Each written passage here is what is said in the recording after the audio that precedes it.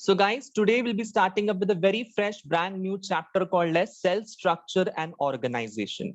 ये वाला जो चैप्टर है, ये एक ऐसा चैप्टर है जो बचपन में आपने बहुत बार पढ़ा हुआ है। आपको 8th स्टैंडर्ड में ये चैप्टर था। ओके आपको ये चैप्टर 8th स्टैंडर्ड में जरूर था। आपको अगर याद नहीं रहेगा तो मैं आपको ब्रशअप करवाना चाहता हूं। तो आपने इस चैप्टर में ना सेल के बारे में पढ़ा था, आपने न्यूक्लियस के बारे में पढ़ा था, आपने endoplasmic reticulum, Golgi apparatus, mitochondria, chloroplast, ऐसे सारे सेल ऑर्गेनल्स के बारे में पढ़ा था। सो वही सारी चीजें हम लोग इस ईयर में भी पढ़ने वाले, 11th स्टैंडर्ड में भी पढ़ने वाले हैं। बट 11th स्टैंडर्ड में ये हम लोग चैप्टर जो पढ़ने वाले हैं वो थोड़ा इन डेप्थ होगा, इन डिटेल में होगा। ठीक है, अब तक हमने जो पढ़ा था वो बहुत बेसिक प्राइमरी लेवल का था। अब जो हम लोग चैप्टर पढ़ने वाले हैं वो बहुत इन डेप्थ और इन डिटेल में पढ़ने वाले हैं। So this is your chapter number 5, if I'm not wrong, cell structure and organization in your textbook. Okay. So इस चैप्टर को पढ़ने से पहले हमको ना कुछ साइंटिस्ट के नाम पता होने चाहिए। ओके हमको कुछ डिस्कवरीज पता होने चाहिए कि ये जो सेल की जो खोज है ये किसने की, फिर तुम्हारा लिविंग सेल को हम लोगों ने कैसे नोटिस किया, किस किस जरिए से हम लोगों ने उसको देखा। ये सारे पॉइंट्स, सारे रेलेवेंट पॉइंट्स हम लोग पहले पहले कवर करेंगे, मतलब बेसिक पॉइंट्स हम लोग पहले कवर करेंगे और फिर धीरे धीरे करते हुए हम लोग उसमें एडवांस्ड चीजें सीखते जाएंगे। ठीक है बच्चों लोग। सो स्टार्टिंग विद कि सेल की डिस्कवरी किसने की। आपको यहाँ पे एक साइंटिस्ट दिखाई दे रहे हैं जिनका नाम है रॉबर्ट हुक। रॉबर्ट हुक नाम का जो साइंटिस्ट था उन्होंने क्या डिस्कवर किया था, पहला सेल का डिस्कवरी की थी। He was the first person to discover the cell. Okay MCQ में क्वेश्चन पूछा जाता है who is the scientist who discovered the cell, तो आंसर क्या आना चाहिए, रॉबर्ट हुक। एमसीक्यू में पूछा जाएगा ये चीज। Robert Hooke was the scientist who discovered the cell.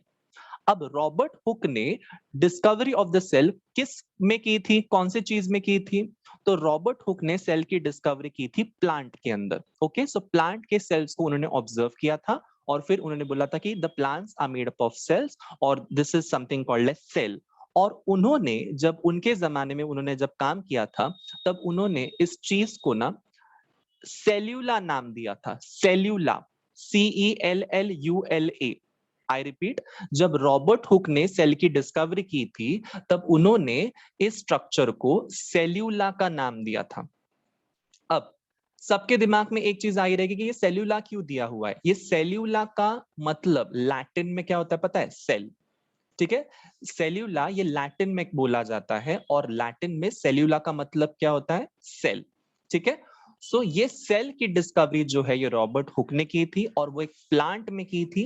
Plant का नाम भी यहाँ पे मैंने मेंशन किया हुआ है, कभी कभार एमसीक्यू में ये भी पूछा जाता है what is the name of the plant जिसमें रॉबर्ट हुक ने डिस्कवरी की थी। The name of the plant is Quercus.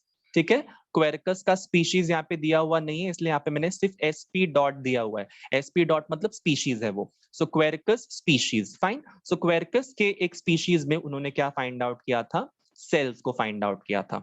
अब उन्होंने उनके माइक्रोस्कोप के अंदर क्या देखा था ये मैं बताना चाहता हूं। ठीक है, सो जरा ध्यान से देखिए, आपको यहाँ पे एक फोटोग्राफ दिखाई दे रहा है जिसमें आपको ऐसे स्क्वायर शेप के कुछ चीजें दिखाई दे रही है। ये स्क्वायर शेप की चीजें, can you all see, can you observe this square shape structures here? Yes everyone, can you all see them? अगर आपको नहीं दिख रहा है तो आप अपने फोन की जो स्क्रीन है उसको जरा जूम कीजिए। ठीक है, आपकी फोन की स्क्रीन को जूम करने के बाद में आपको यहाँ पे स्क्वायर शेप के स्ट्रक्चर्स दिखाई देंगे। तो ये स्क्वायर शेप के स्ट्रक्चर्स जब रॉबर्ट हुक ने देखे तो उनको याद आई किस चीज की पता है, उनको याद आई जेल की। ठीक है, सो जब उनको याद आई जेल, अभी वो, अब तुम बोलोगे कि सर उनको जेल की क्यों याद आ गई, तो जो फॉरेन कंट्रीज हैं वहां पे ना जो जेल्स होते हैं ना उनको जेल नहीं बोला जाता है, उनको क्या बोलते हैं, सेल। आपने कभी ये नाम सुना है, साइबर सेल या CID में या किसी भी ऐसे शो में क्या बोलते हैं उसको, जो तुम्हारे मॉम डैड देख के बहुत डर जाते हैं और फिर तुमको कहीं घूमने फिरने नहीं देते, वो कौन सा शो है, सावधान इंडिया। यस, सावधान इंडिया में साइबर सेल, साइबर ऐसा कुछ सेल के नाम सुना हुआ है। यस, स्लीपर सेल या साइबर सेल। सेल का मतलब क्या होता है, सेल का मतलब होता है एक रूम। सेल का मतलब क्या होता है? एक रूम, ठीक है। सो बेसिकली जब पुराने जमाने में, नॉट पुराने जमाने में, अभी के भी लोग जो है, जो फॉरेन कंट्रीज के जो लोग हैं, वो लोग जेल को जेल नहीं बोलते हैं। हमारे यहाँ पे उसको जेल बोला जाता है, इंडिया में उसको जेल बोला जाता है, बट फॉरेन कंट्रीज में उस जेल को क्या बोलते हैं पता है? सेल। ठीक है, जेल को क्या बोलते हैं? सेल। तो उन्होंने जब ये देखा स्क्वेरकस प्लांट को माइक्रोस्कोप के अंडर, तो उनको भी कुछ ऐसी ही चीज दिखाई दी और उन्होंने क्या बोल दिया? अरे ये तो सेल की तरह दिख रहा है, it looks like a cell. और तब जाके उन्होंने एक नाम दिया जिसका नाम था सेल्यूला। ठीक है, तो सेल्यूला ये नाम किसने दिया है? ये नाम दिया है रॉबर्ट हुक ने। क्यों नाम दिया है सेल्यूला? ये बिकॉज उनको ये सेल की तरह दिख रहा था ये चीज, इसीलिए उन्होंने इस चीज को नाम क्या दे दिया? सेल्यूला। अब सेल्यूला का मतलब क्या होता है? इसका मतलब होता है सेल। एक लैटिन वर्ड है ये जिसका मतलब होता है सेल। ठीक है, किसमें ऑब्जर्व किया था रॉबर्ट हुक ने सेल को? क्वेरकस नाम के प्लांट में ऑब्जर्व किया था। क्वेरकस का कौन सा पार्ट लिया था बच्चों लोग? क्वेरकस का जो बार्क वाला पार्ट है ना, बार्क, आपको बार्क समझता है? BARK, भौंकने वाला बार्क नहीं, प्लांट का बार्क। बार्क का मतलब होता है जो प्लांट का जो बड़ा सा तना होता है या टहनी होती है ना, उसका टहनी का जो बाहर का जो छिलका होता है ना, उस छिलके को उन्होंने निकाला और उसको देखा था माइक्रोस्कोप के अंडर। ठीक है, उनके बनाए हुए माइक्रोस्कोप के अंडर उन्होंने देखा और फिर ऑब्जर्व किया कि छोटे छोटे छोटे छोटे छोटे क्या थे? स्क्वायर शेप के स्ट्रक्चर्स उन्होंने देखे। और वो देखते ही उन्होंने क्या बोला कि अरे ये तो सेल की तरह है। तो उन्होंने लैटिन में इसको सेल्यूला बोला। Any doubt so far? Tell me, just write it in the chat box if you have any doubt. Very good, very very good, very good. So basically मुझे बोलना क्या था कि रॉबर्ट हुक ये पहले इंसान थे, ये पहले साइंटिस्ट थे जिन्होंने जिन्होंने सेल की डिस्कवरी की थी। अब हम सबको पता है कि जो प्लांट का जो बार्क होता है ना, बार्क, वो लिविंग होता है या डेड होता है? जरा चैट बॉक्स में लिख दो। प्लांट का जो बार्क होता है वो लिविंग होता है या डेड होता है? ये जरा बता दो। Come on everyone, I want to hear it from everyone.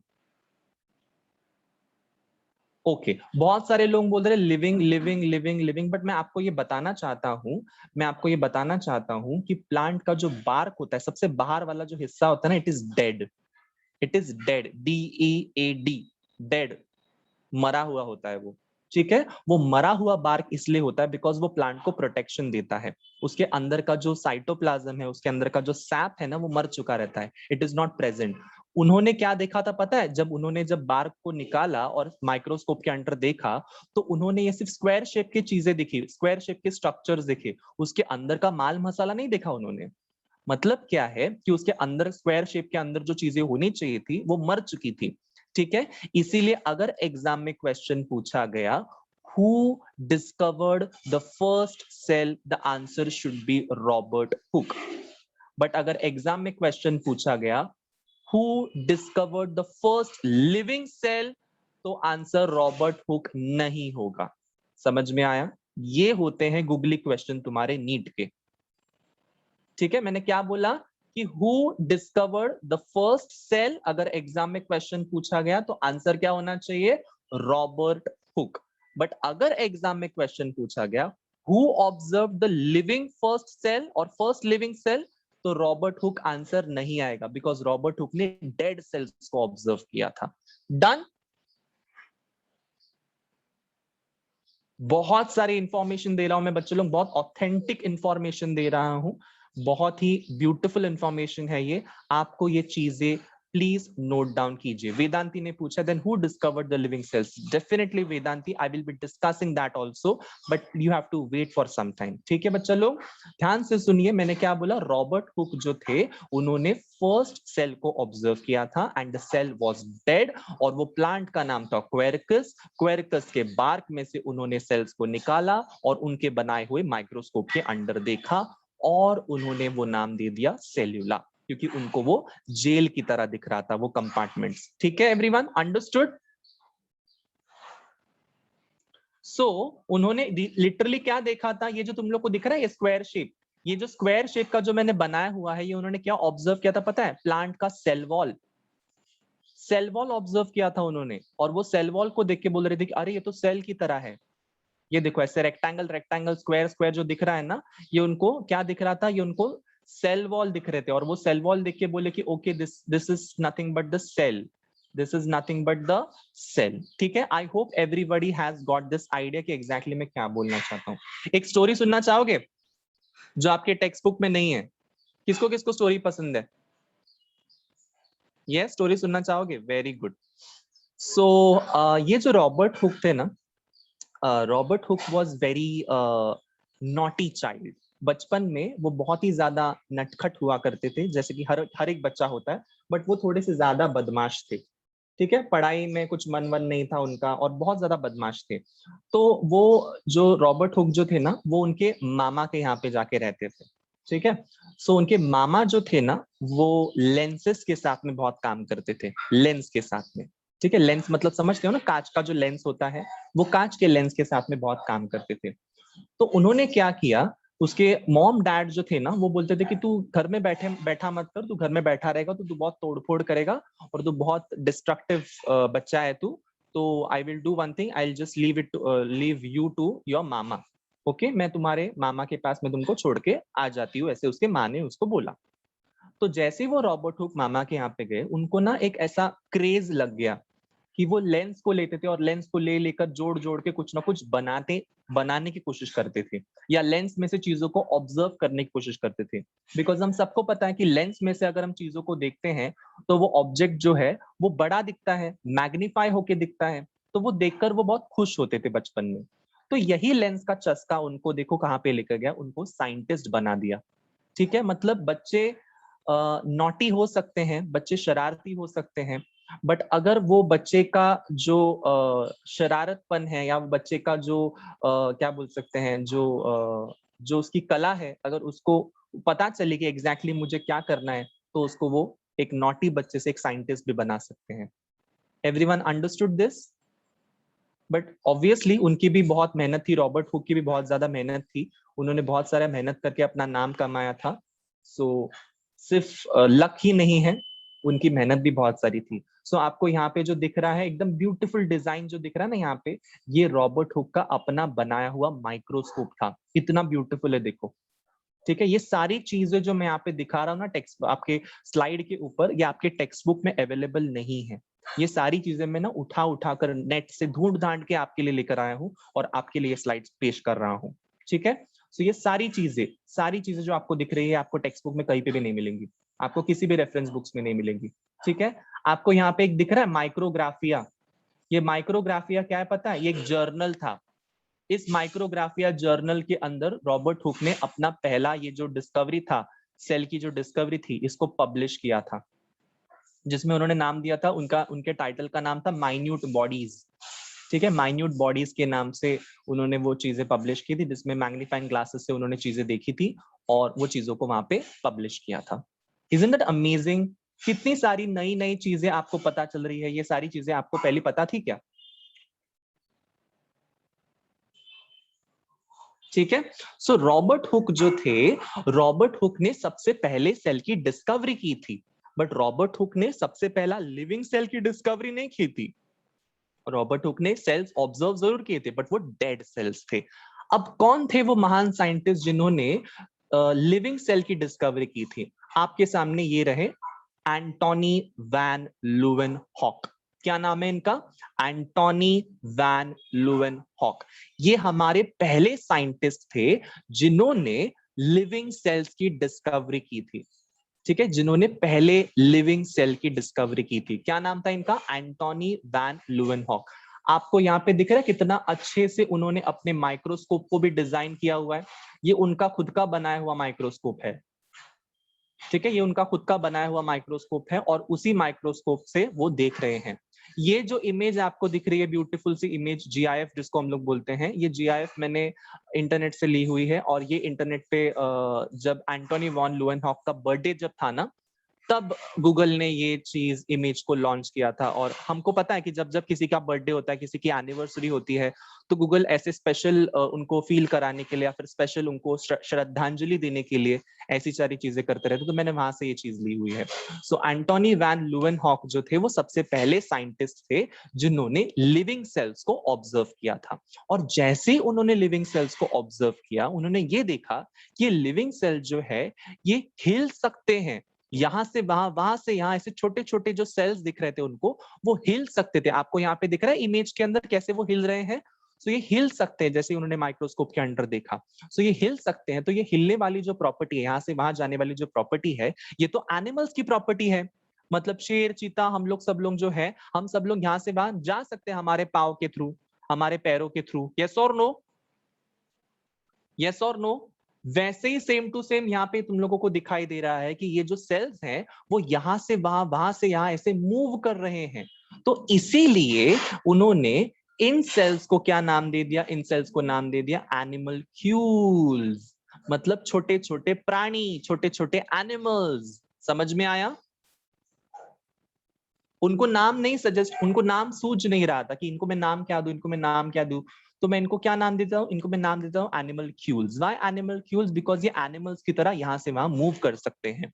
समझ में आया? तो लिविंग सेल्स को उन्होंने जब ऑब्जर्व किया तो वो एकदम आश्चर्यचकित हो गए कि इतने छोटे छोटे सेल्स जो है वो यहाँ से वहां मूव कर रहे हैं, यहाँ से वहां जा रहे हैं। तो ये जा रहे हैं तो इनका नाम क्या हो जाएगा बच्चे लोग? एनिमलक्यूल्स। जैसे कि एनिमल्स हैं ये छोटे छोटे। समझ में आया? उन्होंने उनका एक हैंड क्राफ्टेड माइक्रोस्कोप को इन्वेंट किया था, जो 1673 में उन्होंने इन्वेंट किया था। और उसके बाद उन्होंने खोज की थी, और खोजबीन करने के बाद में उन्होंने फाइंड आउट किया कि लिविंग सेल्स जो है वो मूव कर सकते हैं, इसलिए उनका नाम दे दो एनिमल क्यूल्स। आई होप सबको समझ में आ रहा है। जिसको जिसको समझ में आ रहा है, just drop a heart in the chat box. Everyone, I want to see hearts in the chat box. Come on. Very good.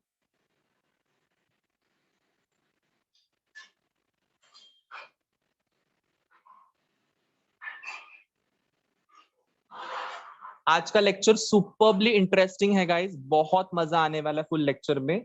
Just आपको पेशेंटली आज का लेक्चर सुनते जाना है और चीजों को नोट डाउन भी करना है साइमल्टेनियसली। ठीक है? आपको चीजें नोट डाउन भी करनी है। ऐसा नहीं कि एकदम लेक्चर सुनते गए और एकदम वाह मस्त आ गया लेक्चर है, मस्त है, ऐसे करते नहीं बैठना है, लिखते भी जाना है। ठीक है? चलो आगे बढ़ते हैं फटाफट से। क्या बोला मैंने? सबसे पहला मैंने क्या डिस्कस किया? मैंने सबसे पहला ये डिस्कस किया कि रॉबर्ट हुक एक पहले साइंटिस्ट थे जिन्होंने सेल्स की discovery for the first time की। he was the first person to discover the cell. उसके बाद में Antonie van Leeuwenhoek was the second person who he was the first person to discover the living cells. He was the first person to discover the living cells. ठीक है? Next was the scientist जिनका नाम है Robert brown. Okay, इनका नाम है Robert brown. Robert brown नाम के जो साइंटिस्ट थे ना बच्चे लोग, इन्होंने डिस्कवरी की थी न्यूक्लियस की। आपने जो भी न्यूक्लियस पढ़ा होगा ना कभी, मतलब आपके लोअर स्टैंडर्ड्स में आपने न्यूक्लियस के बारे में पढ़ा होगा कि न्यूक्लियस के अंदर जेनेटिक मटेरियल होता है, न्यूक्लियस के अंदर डीएनए होता है। जो हम न्यूक्लियस न्यूक्लियस करते रहते हैं सेल के अंदर का, वो न्यूक्लियस की खोजबीन करने वाले, उस न्यूक्लियस को डिस्कवर करने वाले जो साइंटिस्ट थे, उनका नाम है रॉबर्ट ब्राउन। अब बच्चे लोग दो रॉबर्ट्स हैं, one is Robert Hooke and one is Robert brown. Please confuse मत होना। रॉबर्ट हुक ने सेल की डिस्कवरी की थी और रॉबर्ट ब्राउन ने न्यूक्लियस की डिस्कवरी की थी। समझ में आया? समझा है सबको? Don't get confused. Don't get confused. Robert Hooke was the first scientist to discover the cell, and Robert Brown was the first scientist to discover the nucleus inside a cell. ठीक है, चलो आगे बढ़ते हैं। इसी के साथ में इंफॉर्मेशन भी इंपॉर्टेंट है। आपको यहाँ पे ना एक प्लांट का सेल दिखाई दे रहा है। मैं ये दावे के साथ क्यों बोल सकता हूँ कि प्लांट का सेल है, मैं आपको बताता हूँ किस वजह से। आपको यहाँ पे एक स्ट्रक्चर दिखाई दे रहा है, ये वाला स्ट्रक्चर, ये आपने कभी ना कभी देखा होगा आपके लाइफ में, बट आपको अभी याद नहीं आता होगा शायद। कभी देखा है ये स्ट्रक्चर को? Yes sir. यस, देखा है। बट क्या है ये? जरा चैट बॉक्स में बता देना without unmuting your microphone. No no no, Saloni ने बोला is it a membrane? No बेटा, it is not a membrane, it is not a cell wall Rupam. और सोचो, नहीं साइटोप्लाज्म भी नहीं है, न्यूक्लियस भी नहीं है, और सोचो, किडनी शेप का है? नहीं नहीं, किडनी शेप का माइटोकॉन्ड्रिया थोड़ी किडनी शेप का होता है, सोच के बताना। नहीं नहीं, एंडोप्लाज्मिक रेटिकुलम भी नहीं, सेल वॉल भी नहीं, पैरामेशियम नहीं नहीं नहीं नहीं नहीं, सेल्यूलोज नहीं नहीं, क्या हो सकता है ये? सोचो और सोचो और सोचो। साइटोप्लाज्म भी नहीं बेटा,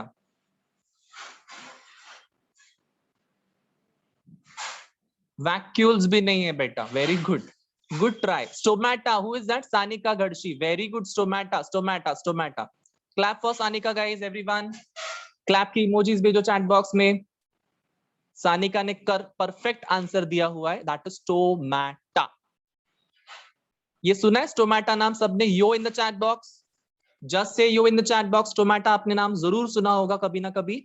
तो स्टोमेटा का मतलब क्या होता है? स्टोमेटा एक ऐसा ऑर्गन है तुम्हारे प्लांट्स के अंदर, तुम्हारे प्लांट के सेल के अंदर, प्लांट का सेल ऑर्गेनल है वो, जिसके मदद से प्लांट्स जो है वो ऑक्सीजन को अंदर ले सकते हैं और कार्बन डाइऑक्साइड को बाहर छोड़ सकते हैं ड्यूरिंग रेस्पिरेशन। और फोटोसिंथेसिस के वक्त प्लांट कार्बन डाइऑक्साइड को ले सकते हैं और ऑक्सीजन को बाहर छोड़ सकते हैं ड्यूरिंग फोटोसिंथेसिस।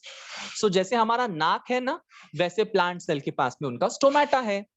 कैसे हम लोग नाक से सांस अंदर लेते हैं और सांस बाहर छोड़ते हैं, वैसे ही तुम्हारा प्लांट गैस को एक्सचेंज करने के लिए, मतलब उसकी ऑक्सीजन को अंदर लेने के लिए कार्बन डाइऑक्साइड को बाहर छोड़ने के लिए, या कभी कभार कार्बन डाइऑक्साइड को अंदर लेने के लिए ऑक्सीजन को बाहर छोड़ने के लिए, उसके पास में स्टोमेटा होता है। अब ये स्टोमेटा देख के हम लोग क्या बता सकते हैं, कौन सा सेल है बच्चों लोग? It is a typical plant cell. Done? Understood? It is a typical plant cell. So plant cell में आपको मैं एक और चीज बताना चाहता हूं, देखो यहां पे एक और चीज, बहुत इंपॉर्टेंट चीज है। आपको ये दिख रहा है डॉट, ये डॉट, ये डॉट। अब मुझे ये बता दो ये डॉट क्या है?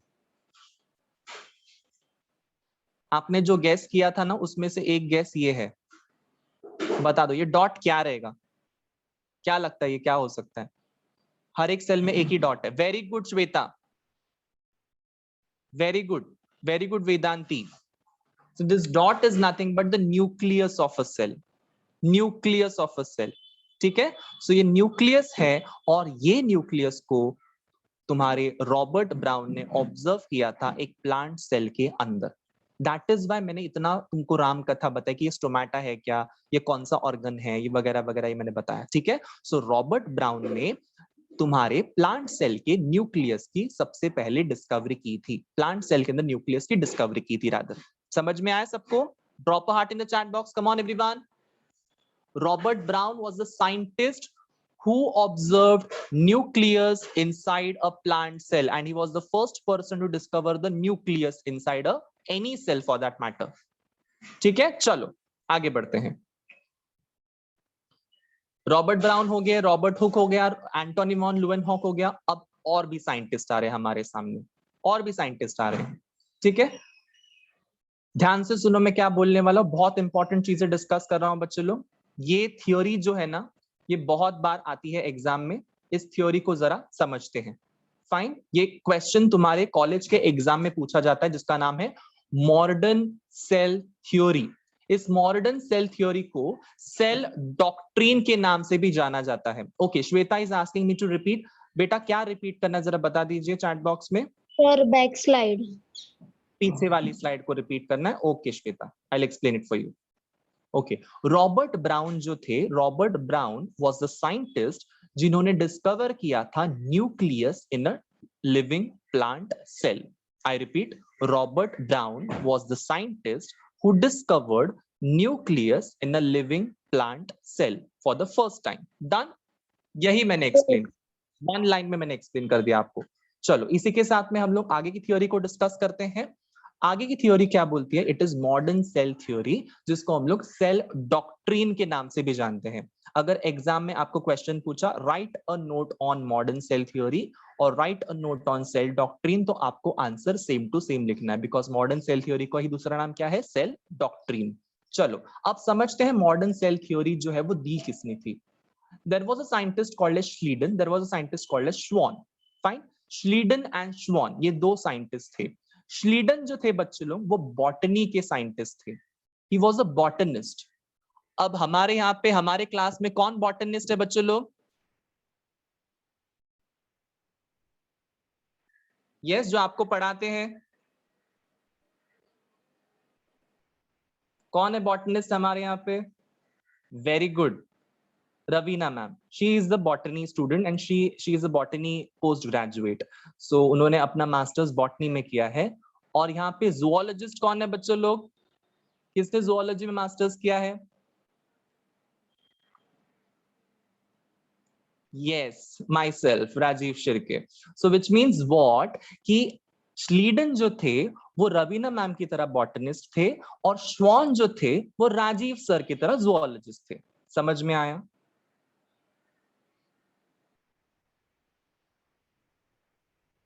अब बॉटनिस्ट थे तो वो किस में काम करेंगे? प्लांट्स या एनिमल्स? बता दो. बॉटनिस्ट थे तो ऑब्वियसली वो प्लांट्स में काम करेंगे. और जुओलॉजिस्ट थे तो वो किस में काम करेंगे? बट ऑब्वियसली एनिमल्स में काम करेंगे. फाइन. सो श्लीडन ने प्लांट्स में काम करना शुरू कर दिया और श्वान ने एनिमल्स में काम करना शुरू कर दिया. और दोनों ने जो काम किया था उन दोनों के काम में बहुत सिमिलैरिटी थी. क्या सिमिलैरिटी थी? कि श्लीडन को भी पता चला कि दुनिया में जितने भी ऑर्गेनिजम्स है या जितने भी प्लांट्स है ना, वो सारे के सारे प्लांट्स, श्लीडन ने बोले कि वो सेल से बने हुए हैं. आई रिपीट, श्लीडन ने क्या स्टेटमेंट यूज किया? कि जितने भी प्लांट सेल्स हैं इस दुनिया में, वो सारे के प्लांट्स जो है वो सेल से बने हुए हैं. आई will repeat one more time, कि जितने भी प्लांट्स है इस दुनिया में वो सारे के सारे सेल्स से बने हुए हैं. वो सेल सिंगल सेल भी हो सकता है, वो सेल बहुत सारे सेल्स, वो ऑर्गेनिज्म बहुत सारे सेल से बना हो सकता है. मतलब हम लोग बोलते हैं ना यूनिसेल्युलर, मल्टी सेल्युलर. यस, सुना हुआ ये टर्म? यूनिसेल्युलर का मतलब क्या है? Single celled organism. Multi cellular का मतलब क्या होता है? Many celled organism. एक बॉडी में बहुत सारे सेल्स होंगे. फाइन. सो श्लीडन ने क्या बोला? कि जितने भी प्लांट्स हैं इस दुनिया में वो सारे के सारे सेल से बने हुए हैं. श्वान ने भी यही बोला कि जितने भी एनिमल्स हैं इस दुनिया में वो सारे के सारे सेल से बने हुए हैं. वो सेल्स सिंगल सेल भी हो सकता है या फिर वो ऑर्गेनिज्म मल्टीपल सेल से बना हुआ सकता है. समझ में आया सबको? मतलब दोनों ने कॉमन स्टेटमेंट यूज किया कि नहीं किया? श्लीडन ने भी वही बोला, श्वान ने भी वही बोला. बट सिर्फ श्लीडन ने किसमें बोला? प्लांट्स के लिए बोला. और श्वान ने किसके लिए बोला? श्वान ने एनिमल्स के लिए बोला. ठीक है. उसके बाद में सेकेंड पॉइंट उन्होंने क्या बोला? The cell is the basic structural and functional unit of life. इसका मतलब क्या है? जैसे आप लोगों जिस बिल्डिंग में रहते हो, जिस बिल्डिंग में सोते हो, खाते हो, पीते हो, what ever you do in that building, वो बिल्डिंग किससे बनी हुई है? What is the basic structure जिससे वो बनी हुई है? Any one of you? Okay, सिर्फ सीमेंट से बनी है, कंक्रीट से बनी है क्या? और कुछ नहीं बना है?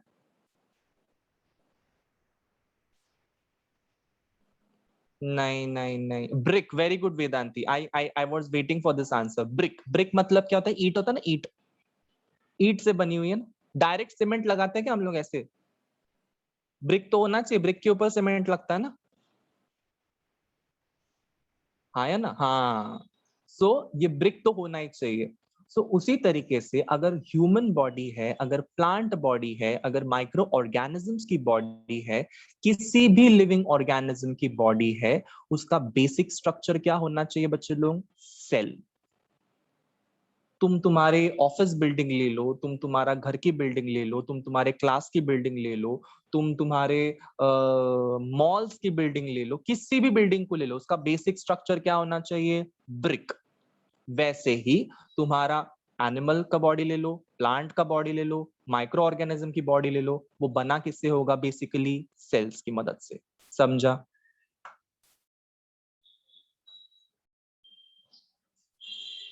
सबको चमका ये चीज अच्छे से? ठीक है, तो मैंने क्या बोला? The cell is the basic structural and functional unit of life. Basic है मतलब अगर अगर सेल है तो लिविंग ऑर्गेनिज्म है, सेल नहीं है तो लिविंग ऑर्गेनिज्म नहीं है। सेल मर गया तो लिविंग ऑर्गेनिज्म भी मर जाएगा। ठीक है, तो cell is the basic structural and functional unit of life. ऐसा क्यों डेफिनेशन दिया हुआ है ये? सेल को बेसिक स्ट्रक्चरल इसलिए बोला बिकॉज तुमको पता है ना, तुम्हारा नाक को एक प्रॉपर शेप है, तुम्हारे कान को एक प्रॉपर शेप है, तुम्हारे मुंह को एक प्रॉपर शेप है, तुम्हारे बॉडी को एक प्रॉपर शेप है। क्यों? बिकॉज वैसे सेल्स अरेंज होते हैं। मतलब सेल्स की मदद से हमारे बॉडी को स्ट्रक्चर मिलता है, इसलिए यहाँ पे लिखा है cell is the basic structural. तुम्हारे किडनी का सेल का कुछ एक काम धंधा, तुम्हारे लिवर के सेल का कुछ एक काम धंधा है, स्टमक का कुछ काम धंधा है। Yes, every cell has the other each and other function, every other function, which means what कि सेल सिर्फ हमारे बॉडी को स्ट्रक्चर ही नहीं देता है, सेल्स का कुछ एक फंक्शन भी होता है और वो तुम्हारे लाइफ का एक यूनिट है। समझ में आया? इसीलिए यहाँ पे वो डेफिनेशन लिखी हुई है, cell is the basic structural and functional unit of life. जिसको जिसको समझ में आए दोनों के दोनों points, drop a heart in the chat box, come on.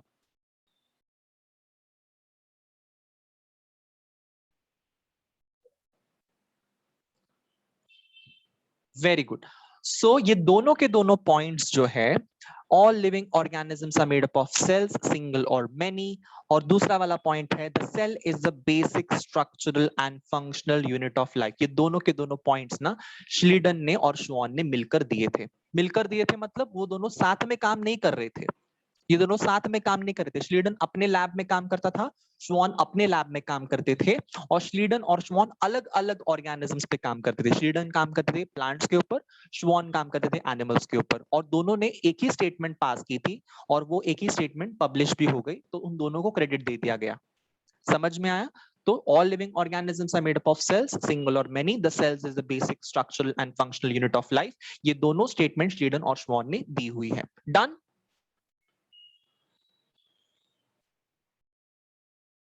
Done डना डन?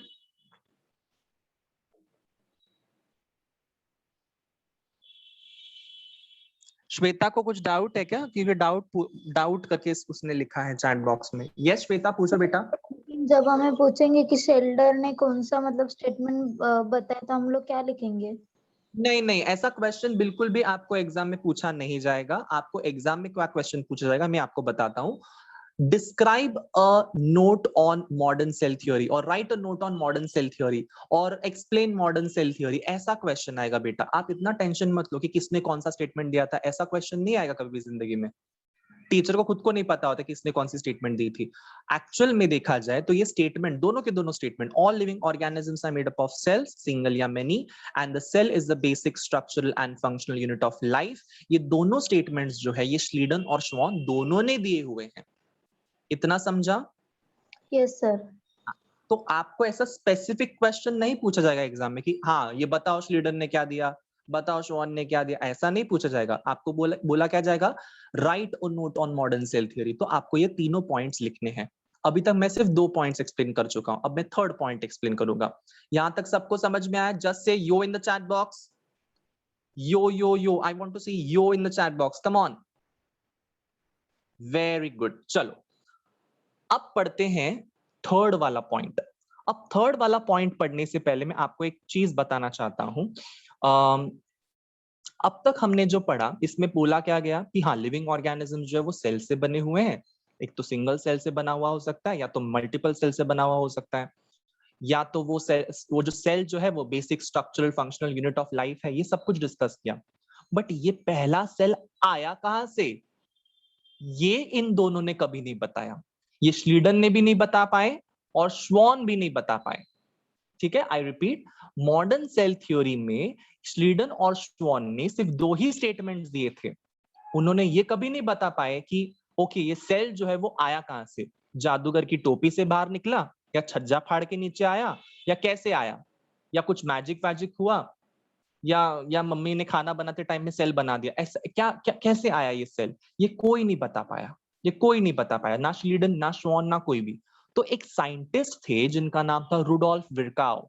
इनका साइंटिस्ट का नाम क्या है? रुडोल्फ विर्काउ। ये रुडोल्फ विर्काउ नाम के जो साइंटिस्ट हैं, इन्होंने क्या फाइंड आउट किया कि जो सेल होते हैं, ओके, वैष्णवी का स्टेटमेंट है, sir can you please repeat last 2 minutes? Yes बेटा, I will repeat the last 2 minutes. मैंने सिर्फ इतना बोला है कि श्लीडन और श्वान, ये जो साइंटिस्ट है, इन्होंने तुम्हारे मॉडर्न सेल थ्योरी में कंट्रीब्यूशन दिया था। इनका कंट्रीब्यूशन ये था कि इन्होंने 2 स्टेटमेंट्स दिए थे, जिस स्टेटमेंट्स में उन्होंने लिखा था कि all living organisms are made up of cells, single और many, the cell is the basic structural and functional unit of life. सिर्फ मैंने इतना डिस्कशन किया है वैष्णवी। Is that clear?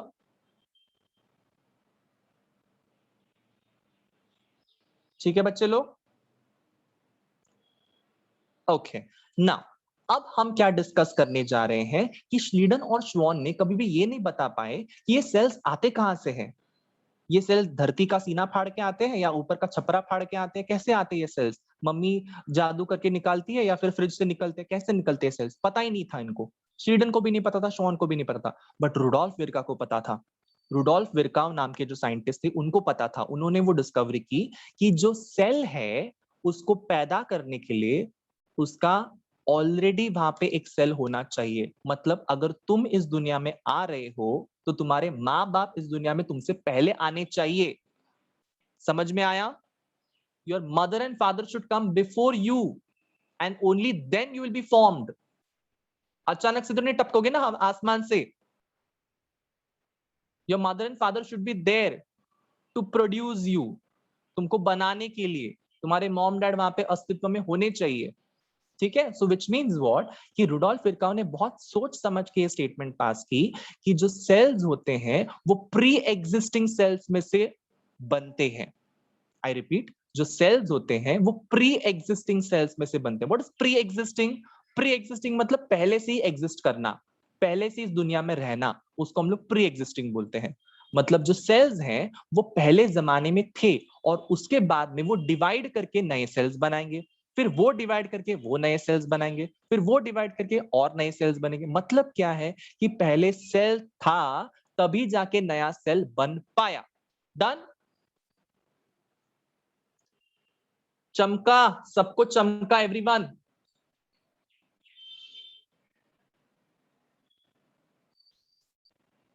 ठीक है? सो मैंने क्या बोला? All cells arise from pre existing cells. Yes, yes. So किसने दिया था ये स्टेटमेंट? ये श्लीडन ने नहीं दिया था, ये श्वान ने नहीं दिया था, ये दिया था स्टेटमेंट रुडोल्फ विर्काउ ने। किसने दिया था? रुडोल्फ विर्काउ ने दिया था ये स्टेटमेंट। सो रुडोल्फ विर्काउ ने ये स्टेटमेंट ना लैटिन में दिया था। उन्होंने लैटिन में क्या बोला था? ओमनिस सेल्यूला ई सेल्यूला। क्या बोला था उन्होंने? ओमनिस सेल्यूला ई सेल्यूला। व्हाट इज ओमनिस सेल्यूला ई सेल्यूला? इसका मतलब क्या होता है? All cells arise from pre existing cells. ओमनिस सेल्यूला ई सेल्यूला लैटिन में इसका मतलब क्या होता है इंग्लिश पे? All cells arise from pre existing cells. ये सारे के सारे सेल्स जो है, जितने भी आपको दिखते हैं इस दुनिया में, वो पहले के सेल से बने हुए हैं। समझ में आया? बहुत सिंपल सिंपल स्टेटमेंट्स हैं, बहुत सिंपल सिंपल इसका कॉन्सेप्ट है। ये आपको एक्सप्लेन करते आना चाहिए जब भी कभी आपको क्वेश्चन पूछा जाएगा कि write a note on modern cell theory और एक्सप्लेन मॉडर्न सेल थ्योरी और सेल डॉक्ट्रिन। समझ में आया? Diamond clear everyone? एवरीवन बोलो, कोई डाउट है तो पूछो।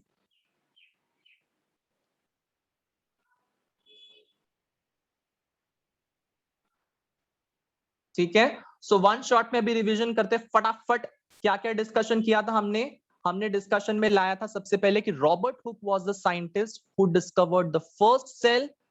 फिर उसके बाद में हमने डिस्कस किया कि Antonie van Leeuwenhoek was the scientist who discovered the first who first discovered the living sales.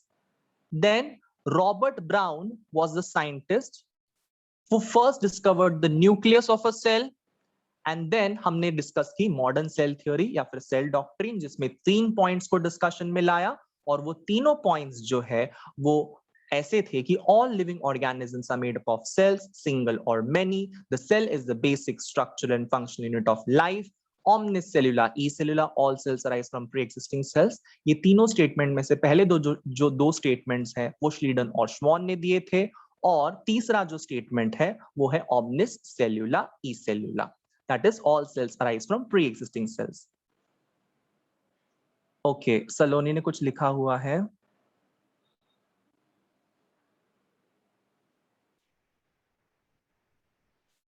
बच्चे लोग आपस में बात मत करो, मैं वो चैट्स रीड कर सकता हूं, ठीक है? Don't talk with each other. If you want to talk with me, I am always available with you guys. Chunnu मुन्नूस सर। बोलो, सलोनी किसके साथ बात कर रही थी पता नहीं मुझे, बट ठीक है, ये फर्स्ट टाइम हुआ है इसलिए मैं माफ कर रहा हूं। सर बोलो बोलो। सर आपने जितना भी सिखाया उसके आप नोट्स नहीं भेजते क्लास के ग्रुप पर? हाँ बेटा, मैं नोट्स इसलिए नहीं भेजता बिकॉज मैं इसका रीजन मैं बताना चाहता हूँ। Okay, very good question asked by I guess Kishan, right? Yes sir. तो किशन, मैं नोट्स इसलिए नहीं भेजता हूँ बिकॉज मैं नहीं चाहता हूँ कि मेरे बच्चे मेरे नोट्स के ऊपर डिपेंड हो जाए, नंबर 1। नंबर 2, इससे होता क्या है कि अगर मैं नोट्स भेज दूं ना तो वो हो जाएगा रेडीमेड खाना। ओके, वो हो जाएगा रेडीमेड खाना, और अगर रेडीमेड खाना आपको मिलेगा तो आप लेजी बन जाओगे, किसी भी चीज को आप पढ़ोगे नहीं। आप क्या बोलोगे, सर के तो नोट्स है ना, एग्जाम के 2 दिन पहले पढ़ जाएंगे। फिर क्या बोलोगे, अरे सर के तो नोट्स है ना, 1 दिन तो बाकी है एग्जाम को, तो पढ़ लेंगे। फिर क्या बोले, अरे सर के तो नोट्स है ना, आधे घंटे पहले पढ़ लेंगे और पढ़ के खत्म करेंगे एग्जाम को। ऐसा हो जाता है, and that is the reason I don't want to give notes. और मैं तुम लोगों से चाहता हूं कि आप लोग उस चीज को मेहनत करो। बट अगर आपको नोट्स बनाते टाइम पे कहीं पे भी आप अटक जाते हो, कहीं पे भी, तो आप इमीडिएटली मुझे कांटेक्ट कर सकते हो, इमीडिएटली मुझे व्हाट्सएप के ऊपर मैसेज डालो कि सर मुझे इस क्वेश्चन का आंसर नहीं समझ रहा है, या इस क्वेश्चन को मुझे कैसे सॉल्व करना चाहिए नहीं समझ रहा है। आप मुझे बात कर सकते हो, या तो आपके पास में आपके फिनिक्स एकेडमी के ऑलरेडी नोट्स अवेलेबल है, नहीं है तो आप लोग जल्द से जल्द जाके अपने ब्रांच में से वो नोट्स को ले लीजिए। वहां पे नोट्स के अंदर वो सारी चीजें लिखी हुई है जो मेरे नोट्स के अंदर होंगे, ठीक है? और साथ ही साथ में रिकॉर्डिंग लेक्चर्स भी मिल रहे हैं आपके पास में। यस, तो आप रिकॉर्डिंग लेक्चर्स को भी देख के आपके डाउट्स और आपके क्वेरीज को सॉल्व कर सकते हो। तो हो गया ना, फिर मेरे नोट्स की क्या जरूरत है एक्स्ट्रा वाले, ठीक है? अब पूछो सर, नीट के एंट्रेंस के वक्त आप देंगे ना note? Okay, very good question again asked by Kishan.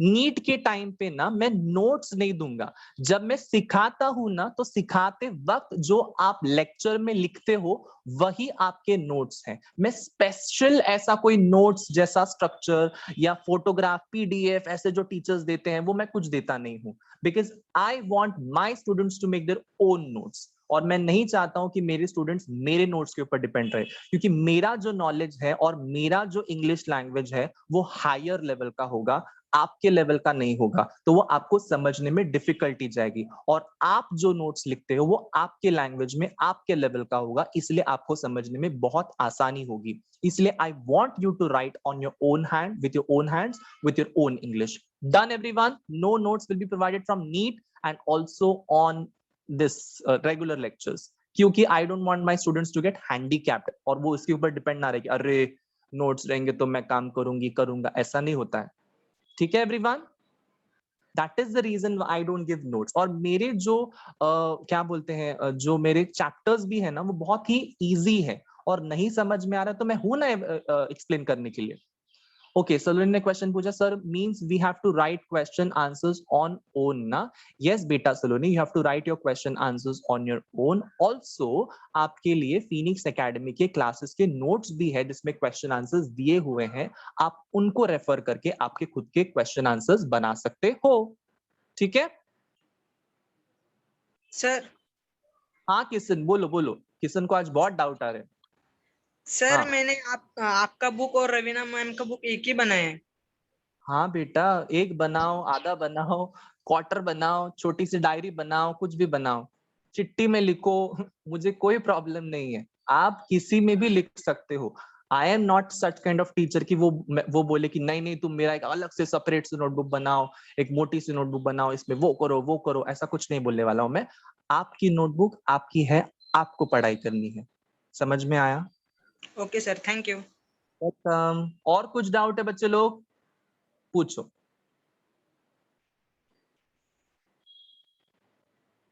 ठीक है, ये सारी चीजें आपको पता होनी चाहिए कि आप लोग अभी 11th स्टैंडर्ड में आ चुके हो, आपको अभी खुद के आंसर्स फॉर्म करने आने चाहिए। आप टीचर्स के ऊपर डिपेंड मत रहिए कि अरे टीचर्स नोट्स देंगे तो मैं कुछ करूंगा या मैं कुछ करूंगी। Don't do this. ठीक है, you have to do parts in your notebook, you can do parts in your notebook and आप रवीना मैम का पार्ट हाफ पार्ट में लिख सकते हो, हाफ पार्ट में मेरा पार्ट लिख सकते हो। आपको 2 नोटबुक बनाना है, आप 2 नोटबुक बनाओ। ये आपकी सोच के ऊपर है, आपको करना क्या है। मैं कौन होता हूं आपकी सोच को रोकने वाला और बोलने वाला कि नहीं आप ऐसे करो, आप वैसे करो। ठीक है, I am not that kind of teacher. आपकी सोच जितनी दूर तक जा सकती है, जितनी अच्छी हो सकती है, वैसे आप पढ़ाई करो। ओके, किसी ने तो लिखा है कि sir that notes we can't study directly from book which we received. मैं नहीं समझा सलोनी, मतलब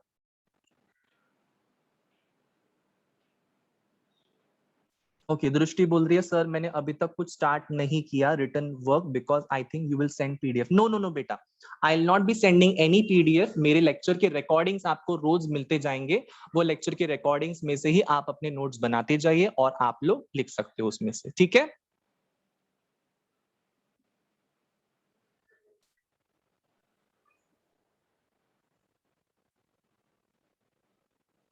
हाँ, नो क्वेश्चन एंड आंसर्स जो है वो आपको आपके नोटबुक के अंदर लिखने हैं, तो वो आप अपने खुद के लिख सकते हो।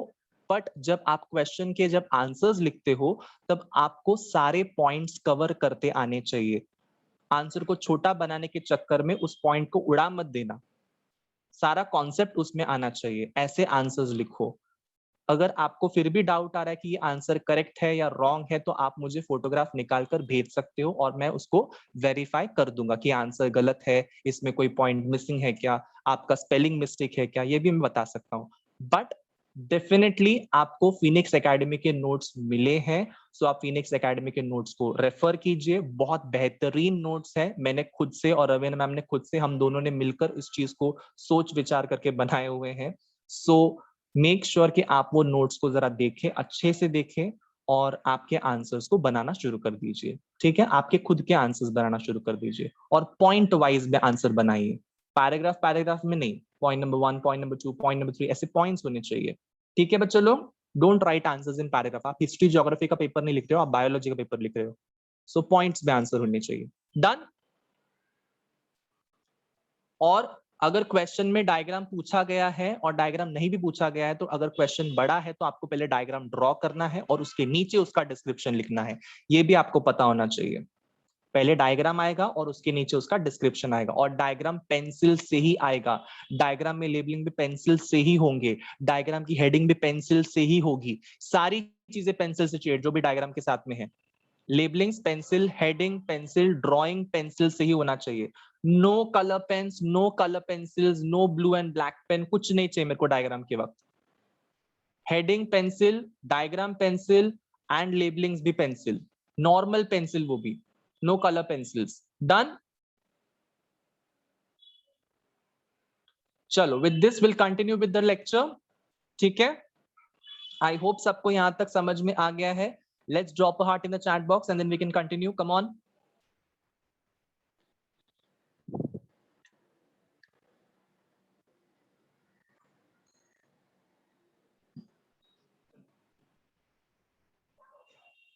ओके, अब पढ़ते हैं हम लोग थोड़ा सा माइक्रोस्कोप्स के बारे में। ये आपके टेक्स्ट बुक में एक छोटा सा लाइन दिया हुआ है कि आपको अगर सेल्स को ऑब्जर्व करना है तो आप माइक्रोस्कोप्स के थ्रू ऑब्जर्व कर सकते हो। तो ये कुछ माइक्रोस्कोप्स आपके लिए आपको पता होने चाहिए कि ये सारे इतने सारे प्रकार के माइक्रोस्कोप्स अवेलेबल है। There are many microscopes, but कुछ बेसिक माइक्रोस्कोप्स आपके सामने मैं यहाँ पे रख रहा हूँ।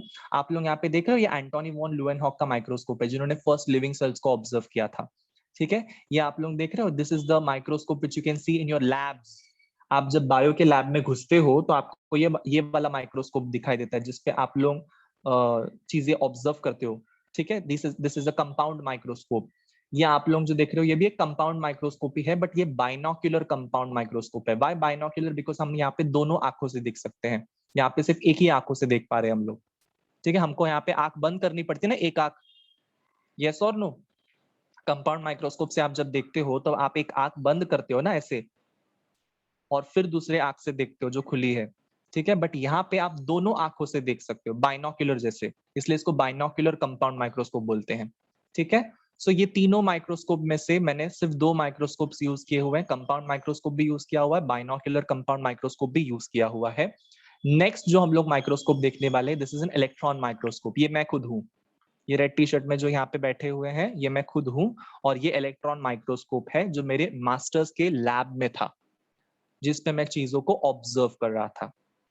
ठीक है, so I know how to use electron microscope, I know how to use compound microscope, I know how to use binocular compound microscope, and there are various other microscopes which I know how to use. ठीक है, so microscope एक ऐसा machine है या एक ऐसा tool है जिसके मदद से हम सेल्स की स्टडी कर सकते हैं। समझ में आया? समझ में आया कि माइक्रोस्कोप एक ऐसा टूल है, एक ऐसा मशीनरी है जिसके मदद से हम किसी भी सेल की स्टडी कर सकते हैं, और सेल की स्टडी को हम लोग बोलते हैं सेल बायोलॉजी, या फिर उसको बोलते हैं हम लोग साइटोलॉजी। ये एक ब्रांच है तुम्हारे बायोलॉजी का, साइटोलॉजी नाम का, जिसमें हम सेल्स की स्टडी करते हैं। सिर्फ सेल्स, किसी भी प्रकार का सेल होने दो, वो सेल की अगर स्टडी करना चाहते हैं तो उस ब्रांच का नाम क्या है? साइटोलॉजी या फिर सेल बायोलॉजी। समझ में आया? जैसे हमारा एनिमल्स की स्टडी होती है तो उसको हम लोग क्या बोलते हैं? जूओलॉजी। प्लांट्स की स्टडी होती है तो उसको हम लोग क्या बोलते हैं? बॉटनी। माइक्रो ऑर्गेनिजम्स की स्टडी होती है तो क्या बोलते हैं? माइक्रोबायोलॉजी। वैसे ही सेल्स की स्टडी को हम लोग क्या बोलते हैं? सेल बायोलॉजी या फिर साइटोलॉजी। 2 नाम है इसके, सेल बायोलॉजी बोलो या साइटोलॉजी बोलो। डन?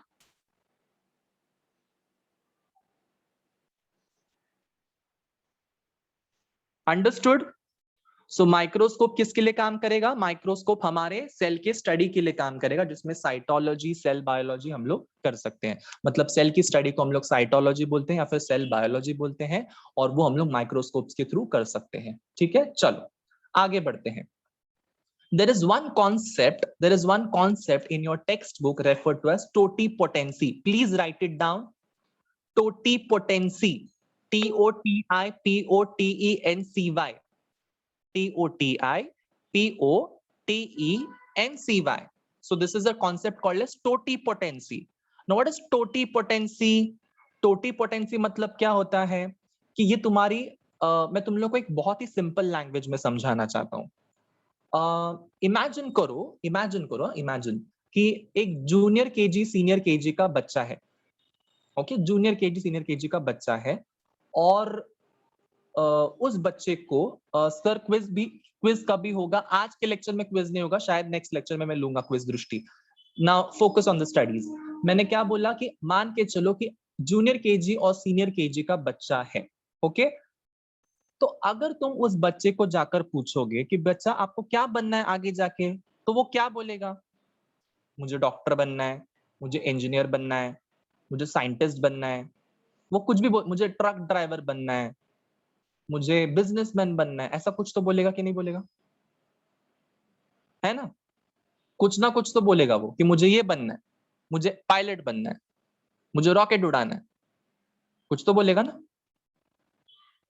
बट उसी बच्चे को आप दूसरे या तीसरे दिन जाके पूछते हो कि बच्चा तुझे क्या बनना है, तो वो क्या बोलेगा? कल उसने अगर डॉक्टर बोला रहेगा तो परसों वो क्या बोलेगा? मुझे इंजीनियर बनना है। नर्सों वो क्या बोलेगा? मुझे पायलट बनना है। फिर 4-5 दिन बाद जाओगे, बोलेगा क्या बोला? मुझे सबमरीन ड्राइवर बनना है, मुझे ट्रेन चलानी है। मतलब बेसिकली क्या है, क्या उसका गोल फिक्स है? क्या उसका गोल फिक्स है? क्या उसको पता है कि मुझे क्या बनना है आगे जाके एग्जैक्टली? नहीं पता है। बट जब आप 11th स्टैंडर्ड में आते हो, 10th पास करके आप जब 11th स्टैंडर्ड में आते हो, तब आप सोचते हो ना कि मुझे साइंस में इंटरेस्ट है, मुझे कॉमर्स में इंटरेस्ट है, या मुझे आर्ट्स में इंटरेस्ट है। आप सोचते हो कि नहीं सोचते हो? तब आप बोलते हो क्या कि मतलब आज बोल रहे हो नहीं नहीं नहीं नहीं मैं ना आर्ट्स लूंगी, आर्ट्स लूंगी, नहीं नहीं नहीं नहीं नहीं नहीं, मैं कॉमर्स कॉमर्स कॉमर्स। अरे अरे मेरा फ्रेंड गया साइंस के लिए तो मैं साइंस ही लेती हूँ, चलो छोड़ो छोड़ो, चलो मैं कुछ नहीं करती हूँ, मैं आर्ट्स आर्ट्स ठीक है, आर्ट्स इज बेटर। ऐसे करते हो क्या? हम ऐसे नहीं करते ना, हम एकदम फिक्स हो जाते हैं, नहीं नहीं नहीं नहीं, मुझे साइंस तो मुझे साइंस लेना, चाहे दुनिया उल्टा हो जाए, फुल्टा हो जाए, धमाका हो जाए, अर्थक्वेक आए, भूकंप आए, कोरोना वायरस का पप्पा आ जाए, but I will take science. Yes और नो? फोकस हो जाते हो ना, एकदम फोकस कि मुझे ये बनना है, मुझे इंजीनियर बनना है, मुझे डॉक्टर बनना है, मुझे टीचर बनना है, मुझे बीएससी करनी है, मुझे एमएससी करनी है, व्हाटएवर, बट आप फोकस हो जाते हो। यस और नो? मतलब क्या है, मतलब क्या है कि जो तुम्हारे ये जो बच्चे हैं ना, छोटे छोटे जूनियर केजी के सीनियर केजी के बच्चे हैं, उनको इमेजिन करो कि वो ऐसे सेल्स हैं जिनको खुद को नहीं पता कि मेरा भविष्य क्या है, उनको खुद को नहीं पता है मेरा भविष्य क्या है। अगर मैं ऐसे बच्चों को पहले से ग्रूमिंग कर देता हूं कि नहीं तुझे ना भरतनाट्यम डांसर बनना है, और उसके घर में उसकी माँ, उसके डैड ये भरतनाट्यम के टॉप लेवल के डांसर्स हैं, तो क्या वो बच्चा कभी भी कॉमर्स का सीए बनने की कोशिश करेगा? उस पे उसके घर में आर्ट फॉर्म है ना, उसके घर पे वो आर्ट्स है, उसके घर पे वो कला है, तो क्या वो बच्चा बन पाएगा? नहीं, क्योंकि उसके घर में एक एक बोलते ना वातावरण दिया है। शाहरुख खान का बच्चा, या फिर इमेजिन करो तुम्हारे करीना कपूर खान का जो बच्चा है, वो कल उठ के कुछ और फील्ड में जाएगा तो हम लोग बोलेंगे नहीं क्या पागल वागल है? मॉम एंड डैड दोनों मस्त में ये फिल्म के लाइन में है और वो बच्चा कहीं और जा रहा है। यस और no? yes yes yes he may even try, but mostly क्या होगा, मोस्टली क्या होगा कि जो बच्चा है उसके एनवायरमेंट में अगर वैसी ही चीजें चल रही है, तो बहुत रेयर चांस होगा कि वो कोई और फील्ड को चूज करे, हाँ या ना। जो उसको इजीली मिल रहा है, वो क्यों अपना सर सर पकड़ के पटके और दूसरी चीजें करने जाए? यस, अगर घर में सारे के सारे doctors doctors doctors doctors doctors हैं, तो बहुत रेयर चांसेस है कि बच्चा वहां पे इंजीनियर बन पाएगा। समझा? इस तरीके से मैं बात कर रहा हूं। समझा सबको? Understood everyone? ये एग्जाम्पल समझ में आया मुझे क्या बोलना है? कि मतलब आप बचपन में उस बच्चे को किधर भी डालो, बट अगर उसका एनवायरमेंट उस तरीके का होगा तो वो उस तरीके का बन जाएगा। मतलब अगर आजू बाजू में सारे आर्टिस्ट रहेंगे, कोई गा रहा है, कोई बजा रहा है, कोई तबला बजा रहा है, कोई क्या कर रहा है, तो वो आर्टिस्ट बनेगा। उसके आजू बाजू में सारे एक्टर्स रहेंगे तो वो एक्टर बनेगा। मतलब बहुत रेयर चांस होगा कि उसके दिमाग में कुछ और आएगा कि नहीं नहीं नहीं मुझे एक्टिंग नहीं करनी, मुझे कुछ और करना है, बहुत रेयर चांस। ठीक है? सो इसीलिए मैं यहाँ पे एक चीज आपको इंट्रोड्यूस करवाना चाहता हूं कि टोटी पोटेंसी का मतलब क्या होता है। आपने कभी ये सुना हुआ है फर्टिलाइजेशन? कभी ये सुना है फर्टिलाइजेशन की process? What is fertilisation? Any one of you tell me.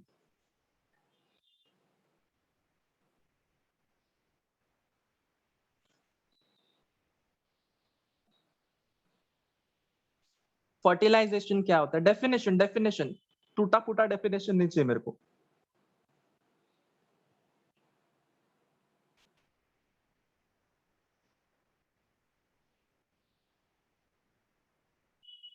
Okay, बहुत सारे बच्चों ने आंसर किया हुआ है। आपको पता है स्पर्म क्या होता है? What is sperm? Tell me what is sperm in the chat box everyone. What is sperm? It is a male gamete. What is ovum?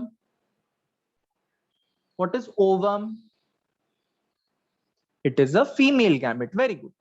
तो जब स्पर्म तुम्हारे ओवम को फर्टिलाइज करता है तो क्या बनाता है? क्या बनाता है? क्या बनेगा वो? जाइगोट बनेगा ना? जाइगोट बनेगा कि नहीं बनेगा? हाँ, जायगोट बनेगा। मतलब क्या है जायगोट? ये एक सिंगल सेल स्ट्रक्चर है या मल्टीपल सेल से बना हुआ स्ट्रक्चर है? यूनिसेलुलर है या मल्टीसेलुलर है, बता दो। जायगोट इज वन सेल या मल्टीपल सेल से बना हुआ? Very good, it is a single cell structure. No Saloni, it is a single cell structure. It is a single cell structure. Zygote is unicellular. It is unicellular. Uni मतलब single. Uni मतलब single. Zygote is unicellular. ठीक है? तो अब ये zygote जो है इसमें धीरे धीरे क्या होना चालू हो जाएगा? डिवीजन चालू हो जाएंगे। ये जाइगोट है, इमेजिन करो इस जाइगोट में धीरे धीरे डिवीजन चालू हो जाएगा और डिवीजन की वजह से क्या बनेंगे? आपके छोटे छोटे सेल्स बनने वाले हैं। डन? जाइगोट में डिवीजन होना शुरू हो गया और जाइगोट डिवाइड होके बहुत सारे छोटे छोटे सेल्स बना रहे हैं। क्या आप लोग को यहाँ पे सेल्स दिखाई दे रहे हैं ये वाले? Very good question. सलोनी ने बोला कि पर दो गैमेट इन्वॉल्व हो रहे हैं ना सर? यस, दो गैमेट इन्वॉल्व हो रहे हैं बट वो फ्यूज हो रहे हैं ना। इमेजिन करो कि आपकी माँ ने दो आटे की लोई ली है। लोई समझते हो? मतलब जिससे हम लोग चपाती बेलते हैं, वो छोटे से गोले। अगर वो दो गोले हैं और वो दो गोलों को मम्मी ने मिक्स कर दिया तो वो 10 गोले बनेंगे या एक गोला बनेगा? करेक्ट। तो वही होता है, स्पर्म भी एक है, ओवम भी एक है, और जब वो फ्यूज हो जाएगा तब वो एक बनेगा। ठीक है ना? मैं क्या बोल रहा था कि जाइगोट जो है वो डिवाइड कर करके ना छोटे छोटे सेल्स बनाएगा। जाइगोट के अंदर इतने सारे सेल्स बन जाएंगे। देखो बच्चों लोग, इतने सारे सेल्स, इतने सारे सेल्स। अगर मैं इस सेल को उठाकर इस सेल को निकालू इस जाइगोट में से, और अगर मैं लिवर के बाजू में जाके रख दूं, लिवर के सेल्स के बाजू में जाके रख दूं, ओके, तो ये सेल क्या बन जाएगा पता है? जो मैंने सेल यहां से उठाया हुआ है, ये सेल को मैंने जो यहां से उठाया, ये सेल को मैंने उठा लिया है और लिवर के सेल के बाजू में जाके रख दिया, तो वो क्या बन जाएगा पता है? लिवर का सेल। अगर मैं इसी सेल को मैं यही सेल को उठाता हूं मैं और मैं उसको किडनी के बाजू में रखता हूं, किडनी के सेल के बाजू में रख देता हूं, तो वो क्या बन जाएगा? तो वो क्या बन जाएगा? किडनी का सेल। अगर मैं ब्रेन के सेल के बाजू में रख देता हूं तो वो क्या बन जाएगा?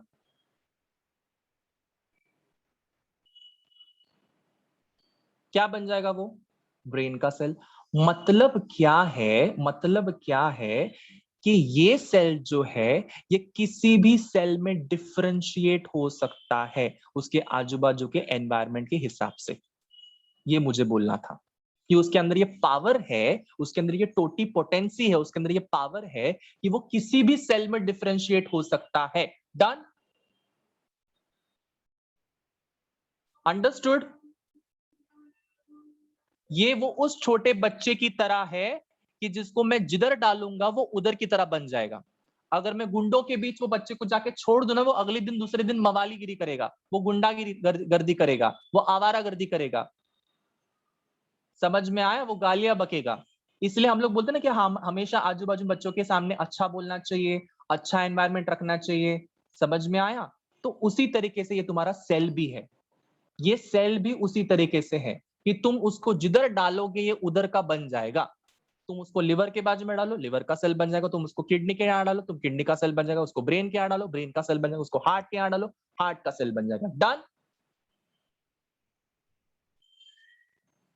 मतलब एक सेल के पास में इतनी पोटेंशियल होती है, टोटी पोटेंसी जिसको हम लोग बोलते हैं। पोटेंसी मतलब पोटेंशियल, टोटी मतलब टोटल, टोटी मतलब टोटल, पोटेंसी मतलब पोटेंशियल। एक सेल के पास में इतना पोटेंशियल होता है कि वो किसी भी सेल में डिफरेंशिएट हो सके। डिफरेंशिएट का मतलब समझते हो? अपने आप को अलग कर सके। कि अब वो क्या बोलेगा कि अब मैं लिवर का सेल हूं।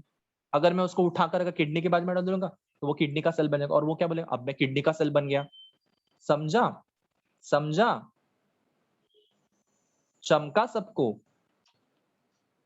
सो डेफिनेशन क्या बोलता है टोटी पोटेंसी का? मैंने नीचे रेड बॉक्स में लिखा हुआ है, जरा देख लीजिए।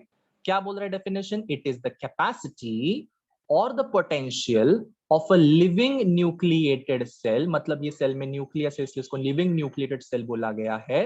It is a property of a living nucleated cell to differentiate and divide to form any other type of cell. Can you understand this definition now?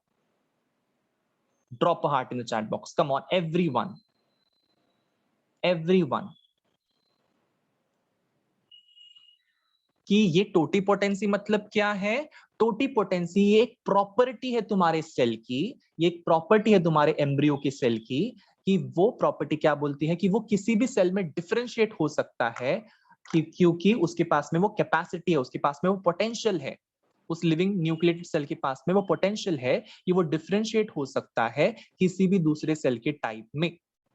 ठीक है, अगर मैं इसको उठाकर किसी लेडी के अंदर भी डाल दूं ना, यूटरस के अंदर भी डाल दूं ना, तो ये पूरा का पूरा बेबी बना देगा, डिवाइड हो होके it will form the entire new organism, it will form the entire new baby, because इसके पास में इतनी कैपेसिटी है। समझ में आया? या तो वो नया सेल बनेगा या तो वो कंप्लीट न्यू ऑर्गेनिज्म बना सकता है, ये उसकी कैपेसिटी है। समझ में आया? मतलब टोटीपोटेंसी मतलब तुम्हारे एम्ब्रियो के जो सेल्स हैं उसकी वो कैपेसिटी है। Yes, test tube baby, very good Kishan. तो हाउ सर बेबी रिप्रोडक्शन किधर हुआ, मतलब नहीं समझा Saloni, please ask me in a very elaborative way. Unmute कीजिए और बात कीजिए, फिर मुझे समझ में आएगा।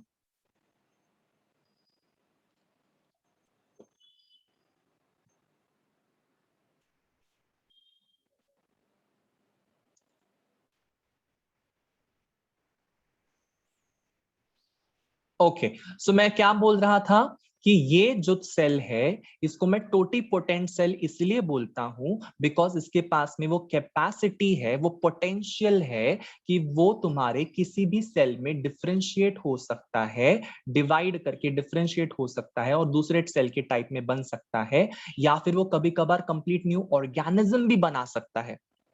ठीक है, I want to say that cell how it can produce baby that it didn't get it. Okay, बेटा ये तुम्हारा जितने भी सेल्स है ये जाइगोट के सेल्स हैं, यस और नो? ये जाइगोट के अंदर के सेल्स हैं, हाँ या ना? तो अगर जाइगोट के सेल्स है तो अगर एक जाइगोट तुम्हारा बेबी बना सकता है तो एक जाइगोट का सेल भी तो बेबी बना सकता, ये अल्टीमेटली है तो जाइगोट ही ना,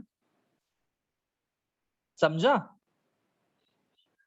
हाँ, तो वही मैं समझा रहा था कि ये सेल के पास में ऐसी कैपेसिटी है कि वो तुम्हारे किसी भी लिविंग सेल में डिफरेंशिएट हो सकता है, डिफरेंशिएट मतलब अलग हो सकता है, अपने आप को वो स्पेशलाइज बना सकता है और वो कंप्लीट न्यू ऑर्गेनिज्म भी बना सकता है। ठीक है, सो टोटीपोटेंसी सबको समझा? Just say yo in the chat box, come on everyone.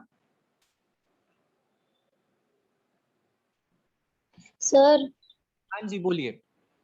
Sir मुझे नहीं समझा है, मतलब आपने क्या बोला कि अगर हम लोग एक सेल उठाते और किसी ऑर्गन के पास रखते तो मतलब वो वैसे हो जाता है ना, यानी डुप्लीकेट हो जाता है ना?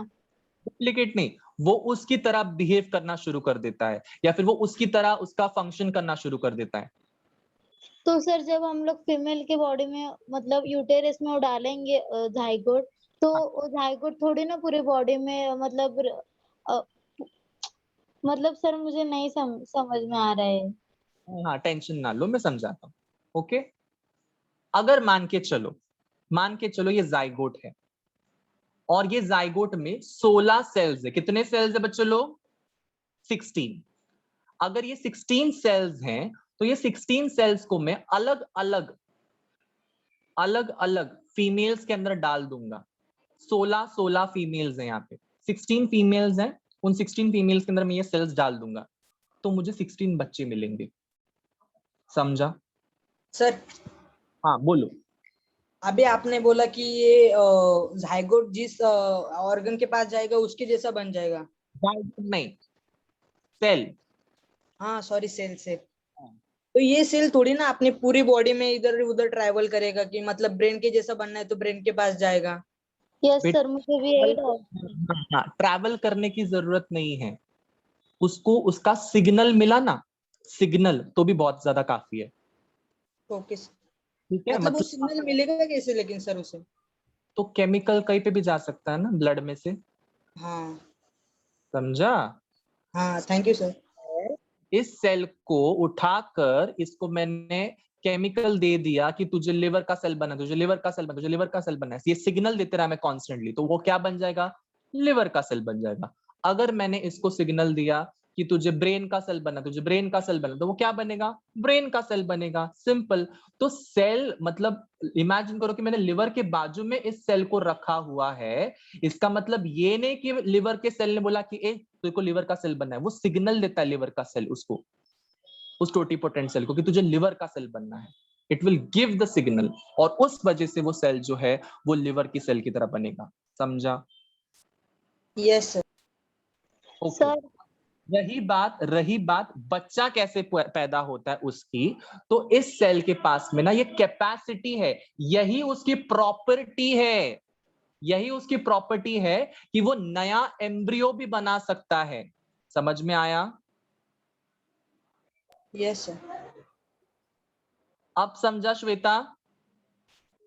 यस सर, अब समझ में आया। सो अगर मतलब मैं इस सेल को उठाकर, ये सिर्फ एक छोटा सा सेल, मैंने कितने सेल्स बताए कि इमेजिन करो कि ये बंदर का जाइगोट है, ये जाइगोट किसका है, ये बंदर का जाइगोट है, इमेजिन करो, और इस बंदर के जाइगोट के अंदर टोटल 16 सेल्स हैं। टोटल कितने सेल्स है, 16 सेल्स है, और 16 के 16 सेल्स मैंने अलग अलग बंदर के यूट्रस में डाल दिए, अलग अलग बंदर के यूट्रस में डाले, तो मुझे कितने मंकीज मिलेंगे पता है, 16 मंकीज, 16 मंकीज के बच्चे मिलेंगे। समझा? समझा?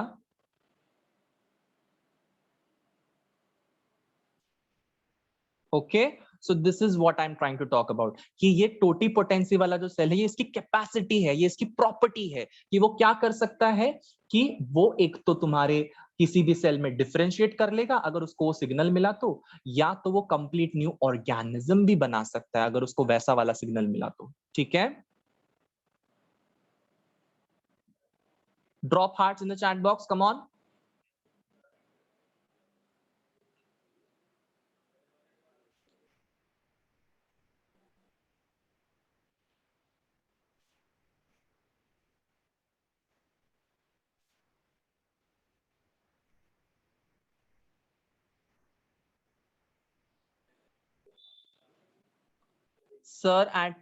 Sir, at a time only one zygote can be taken in। नहीं बेटा, जब हम ह्यूमन रिप्रोडक्शन का चैप्टर पढ़ेंगे ना भूमिका, मैं खुद पढ़ाने वाला उस चैप्टर को तुम्हारे 12th स्टैंडर्ड में, तब मैं ये डाउट्स को ले सकता हूँ, बिकॉज अगर मैं अभी इस डाउट को ले लूंगा तो मुझे कंप्लीट एक लेक्चर लगेगा इसको समझाने के लिए। ठीक है? सो हमारा ये जो एक्चुअल टॉपिक है ना, इससे हम हट जाएंगे। सो आई डोंट वांट कि हम ये एक्चुअल टॉपिक से हट जाए, हमको सिर्फ सेल्स के बारे में डिस्कस करना है अभी। जब हम ह्यूमन रिप्रोडक्शन का चैप्टर पढ़ेंगे तब मैं आपका ये डाउट ले लूंगा। ठीक है?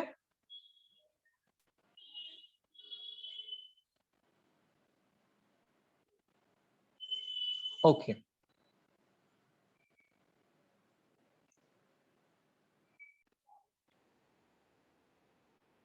So guys, up till now we have discussed something about totipotency, and हम लोगों ने थोड़े साइंटिस्ट की डिस्कवरीज के बारे में भी डिस्कस किया सेल के टॉपिक में, हमारे सेल स्ट्रक्चर एंड ऑर्गेनाइजेशन के टॉपिक में। अब हमने डिस्कस करना है कि जो सेल्स होते हैं ना वो दो प्रकार के होते हैं।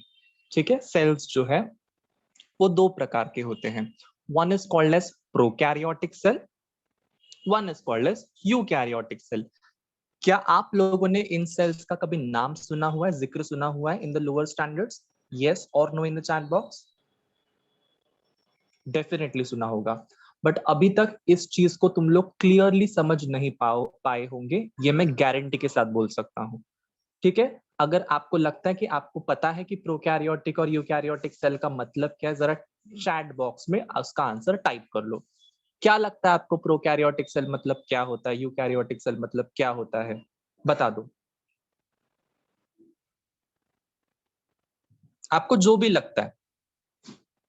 आपके हिसाब से इसका मतलब है प्रोकैरियोटिक, आपके हिसाब से इसका मतलब है यूकैरियोटिक, आपको जो भी लगता है उन सेल्स के बारे में आप जरा टाइप कर दीजिए चैट बॉक्स में, विदाउट गूगलिंग दी आंसर्स, और सर्च करते कोई आंसर्स मत ढूंढिए, आपको जो लगता है वो टाइप कीजिए, कि अगर आप गूगल करोगे तो मुझे समझ में आ जाएगा कि आपने गूगल किया हुआ है।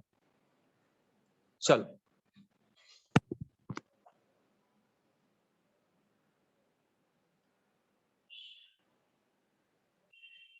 okay, prokaryotes does not have well defined nucleus while eukaryotic has well defined nucleus with cell organelles. Okay, सलोनी लिखा है prokaryotic cell does not include nucleus. Okay, आगे.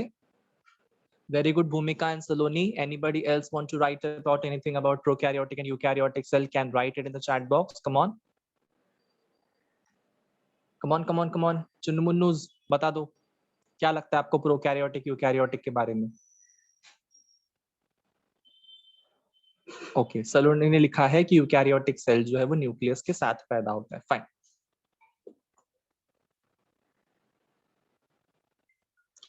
ओके, मैं अभी आपके लिए चीजों को बहुत simple. Prokaryotic are unicellular and eukaryotic are both. Okay, Khushi ने लिखा है prokaryotes are organisms that consist of a single prokaryotic cell. Okay, Vedanti ने लिखा है prokaryotic cell have cell wall whereas eukaryotic cell does not have cell wall. Okay,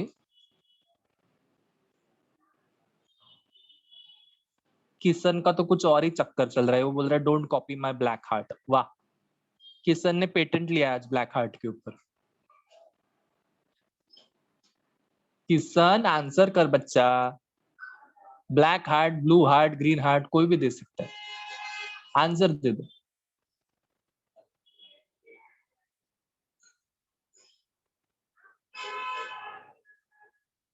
चलो, अब मैं आप लोगों को समझाने वाला हूं प्रोकैरियोटिक और यूकैरियोटिक सेल का मतलब. Don't type anything in the chat box now. आपको सिर्फ सुनना है, मेरी बातें ध्यान से समझना है और चीजों को प्रोसेस करना है. बहुत ध्यान से सुनो, ठीक है. बहुत इंपॉर्टेंट टॉपिक चल रहा है ये बच्चों लोग, ध्यान से सुनो. प्रोकैरियोटिक सेल जो है, इसमें ये जो नाम है ये दो नाम से बना हुआ है. एक है प्रो, एक है कैरियोटिक. क्या नाम से बना ये? Pro and karyotic. प्रो का मतलब होता है प्रिमिटिव एंड कैरियन का मतलब होता है न्यूक्लियस. प्रो का मतलब क्या होता है? प्रिमिटिव एंड कैरियन का मतलब क्या होता है? न्यूक्लियस. फाइन, प्लीज लिख लो अपनी नोटबुक के अंदर. What is pro? प्रो मतलब primitive. What is karyon? Karyon meaning nucleus. इतना लिखा. Just say yes no in the chat box.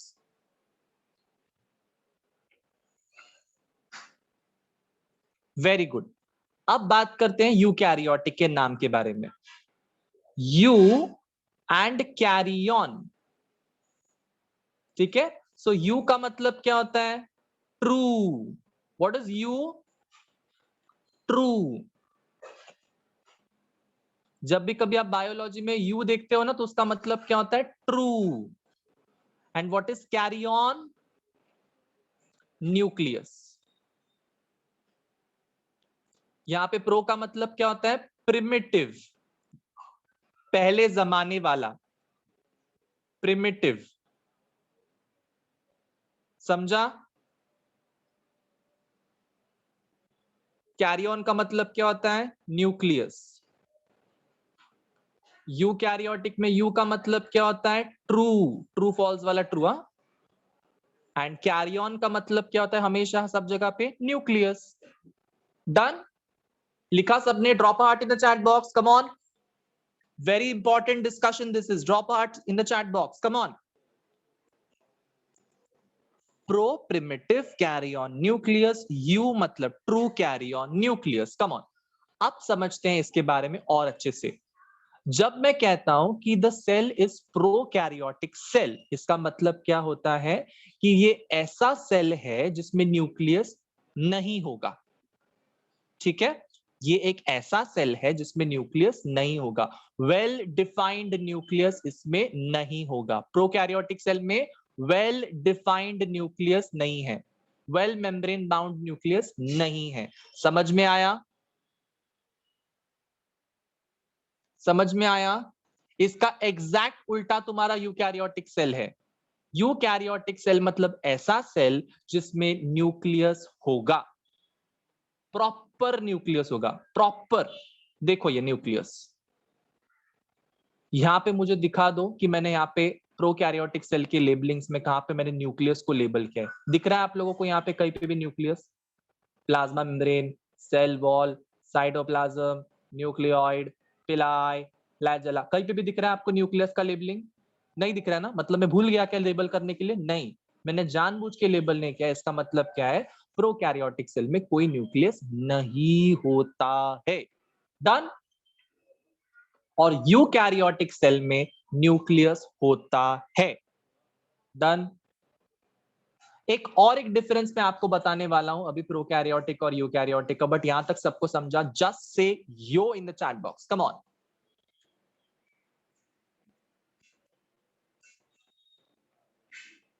Very good. ना एक और एक डिफरेंस ये है कि प्रोकैरियोटिक सेल जो है ना, इसमें कोई सेल ऑर्गेनल्स नहीं होते हैं।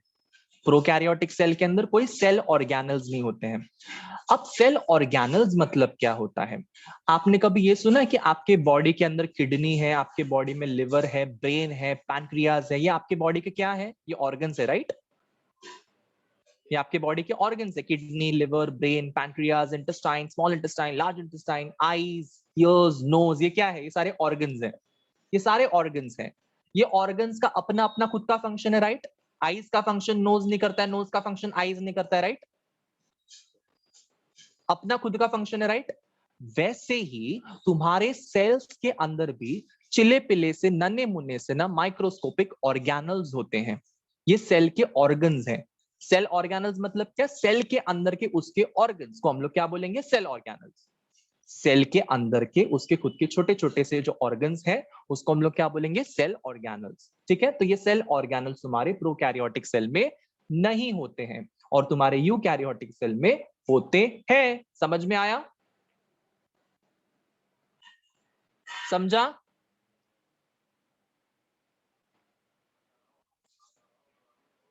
सो प्रोकैरियोटिक सेल में न्यूक्लियस और तुम्हारे सेल ऑर्गेनल्स नहीं होते हैं, और यूकैरियोटिक सेल में न्यूक्लियस एंड सेल ऑर्गेनल्स होते हैं। डन। अब इसको मैं प्रूफ के साथ बताता हूं। प्रूफ के साथ आपको यहां पे गोल्जी अपैरेटस दिखाई दे रहा है? दिखाई दे रहा है। आपको इधर इस सेल के अंदर कहीं पे मैंने गोल्जी अपैरेटस को लेबल किया है? नहीं किया है। आपको यहाँ पे सॉरी, एंडोप्लाज्मिक रेटिकुलम दिखाई दे रहा है? दिखाई दे रहा है। आपको यहाँ पे कहीं पे भी एंडोप्लाज्मिक रेटिकुलम दिखाई दे रहा है प्रोकैरियोटिक सेल के डायग्राम में? नहीं दिखाई दे रहा है। ठीक है, मतलब क्या है? ये Golgi apparatus, endoplasmic reticulum, mitochondria, then chloroplast, ये सारे क्या होते हैं? ये सारे सेल ऑर्गेनल्स होते हैं। और ये सेल ऑर्गेनल्स किसके अंदर होंगे बच्चों लोग? ये सिर्फ तुम्हारे यूकैरियोटिक सेल में होंगे, प्रोकैरियोटिक सेल में नहीं होंगे। Is that clear everyone? Done done done done done. Very good.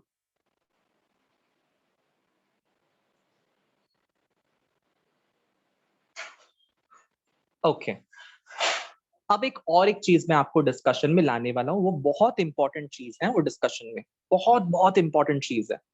ये आपको अभी समझनी है, अभी समझनी है, इसी वक्त समझनी है।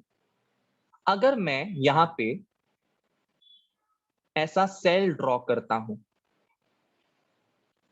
और उसमें न्यूक्लियस ड्रॉ करता हूं, तो हमारा जो डीएनए है वो सेल के कौन से हिस्से के अंदर होता है? बता दो।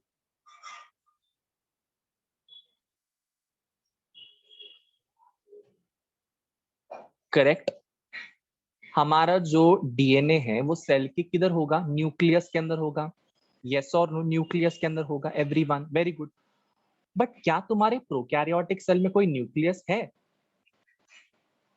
है? है क्या? नहीं है। बट उसका डीएनए भी तो होता है। तो उसका डीएनए किधर होगा? उसके साइटोप्लाज्म में होगा। उसका डीएनए किधर होगा? उसके साइटोप्लाज्म में होगा। अब समझा? अब बहुत से बच्चों को यह पता नहीं होगा कि साइटोप्लाज्म क्या होता है, न्यूक्लियोप्लाज्म क्या होता है। ये मैं आपको अभी थोड़ी देर में बताता हूं, ध्यान से सुनो, ठीक है? यहां पे मैं क्या ड्रॉ कर रहा हूं, वापस से एक सेल ड्रॉ कर रहा हूं और ये सेल के अंदर में यहाँ पे छोटा सा न्यूक्लियस ड्रॉ करता हूं। ठीक है, अब न्यूक्लियस को छोड़ के जितना भी मैं पोर्शन शेड कर रहा हूं ना, जितना भी पोर्शन मैं न्यूक्लियस को छोड़कर शेड कर रहा हूं, वो क्या कहलाएगा पता है? It is cytoplasm. आपके नोटबुक में आप ड्रॉ कर सकते हो चीजें, आप ड्रॉ कर दीजिए। न्यूक्लियस को छोड़कर जितना भी मैं पोर्शन शेड कर रहा हूं, that is nothing but what? That is cytoplasm. Any doubt so far? Cell का साइटोप्लाज्म मतलब क्या? न्यूक्लियस को छोड़ के जितना भी सेल का हिस्सा है सेल के अंदर, that is cytoplasm. Done. Nucleus को छोड़कर जितना भी सेल के अंदर हिस्सा है, that is nothing but what? That is cytoplasm. Now ये मैंने शेड कर दिया है ब्लैक कलर से, फाइन, ताकि आपको समझ में आए कि साइटोप्लाज्म एग्जैक्टली है किधर। नाउ अब मैं आपको क्या शेड करके बताऊंगा? न्यूक्लियोप्लाज्म किधर है। न्यूक्लियोप्लाज्म को शेड करने के लिए मैं क्या करूंगा? साइटोप्लाज्म वाला हिस्सा छोड़ दूंगा, मैं साइटोप्लाज्म वाला हिस्सा। तो क्या बन जाएगा? न्यूक्लियोप्लाज्म। मतलब व्हाट इज साइटोप्लाज्म? साइटोप्लाज्म का मतलब होता है एक ऐसा फ्लूइड सब्सटेंस जो सेल के अंदर प्रेजेंट होगा न्यूक्लियस को छोड़कर। What is cytoplasm guys? Cytoplasm एक ऐसा स्ट्रक्चर है जो तुम्हारे सेल के अंदर प्रेजेंट होगा न्यूक्लियस को छोड़कर। What is nucleoplasm guys? Nucleoplasm एक ऐसा हिस्सा है जो न्यूक्लियस के अंदर होगा साइटोप्लाज्म को छोड़कर। डन? समझा? समझा समझा समझा, सबको समझा? यस। एक इक्वेशन दे दूं, एक छोटा सा इक्वेशन दे दूं, वो इक्वेशन से आपको ना एकदम एकदम चमक ही जाएगा, सारी चीजें ऐसी चमक जाएंगी ना चीजें कि आपको कभी रट्टा मारने की जरूरत नहीं है। Protoplasm is equals to cytoplasm plus nucleoplasm. Cytoplasm plus nucleoplasm मतलब अगर मुझे प्रोटोप्लाज्म को शेड करना है ना, तो मैं ये पूरा पार्ट शेड कर दूंगा, पूरा पार्ट सेल के अंदर जितना भी हिस्सा है ना, सारा का सारा मैं शेड कर दूंगा और क्या लिख दूंगा? प्रोटोप्लाज्म। प्रोटोप्लाज्म, ये पूरा प्रोटोप्लाज्म है। मतलब प्रोटोप्लाज्म मतलब क्या? प्रोटोप्लाज्म मतलब साइटोप्लाज्म ब्लैक वाला हिस्सा प्लस न्यूक्लियोप्लाज्म पिंक वाला हिस्सा। ठीक है, मतलब protoplasm is equal to cytoplasm plus nucleoplasm. अगर मुझे फाइंड आउट करना है कि न्यूक्लियोप्लाज्म किधर है, न्यूक्लियोप्लाज्म किधर है, तो मैं कैसे लिखूंगा? Nucleoplasm is equals to protoplasm minus cytoplasm. लिख सकता हूं मैं इसे? लिख सकता हूं ना मैं इसे? मैथ्स वाले बच्चे जल्दी समझेंगे, हाँ या ना? छोटी इक्वेशन है, protoplasm cytoplasm plus nucleoplasm, nucleoplasm is equals to protoplasm minus cytoplasm. ठीक है, अगर मुझे फाइंड आउट करना है साइटोप्लाज्म को, तो क्या इक्वेशन आएगी? चैट बॉक्स में लिख दो फटाफट। क्या इक्वेशन आएगी chat box? Protoplasm minus, very good, protoplasm minus nucleoplasm. अब सबके दिमाग में एकदम चमचम चमका? यस। माइनस न्यूक्लियोप्लाज्म, बड़े से छोटा माइनस करेंगे ना गाइस, बड़े से छोटा। प्रोटोप्लाज्म बड़ा है, न्यूक्लियोप्लाज्म छोटा है। प्रोटोप्लाज्म बड़ा है, साइटोप्लाज्म छोटा है, तो बड़े से छोटा माइनस करते हैं। ठीक है, 4 - 5 नहीं होता है, 5 - 4 होता है, ऐसे समझो। ठीक है बच्चों लोग, ध्यान से सुनो। So what is protoplasm guys? Protoplasm is nothing but cytoplasm plus nucleoplasm. What is nucleoplasm guys? Protoplasm minus cytoplasm. What is cytoplasm? Is equals to protoplasm minus nucleoplasm. ये मैं क्यों समझा रहा हूं? Because ये सारा का सारा बेसिक जो है, ये आगे के चैप्टर्स में आपको काम आने वाला है। Done?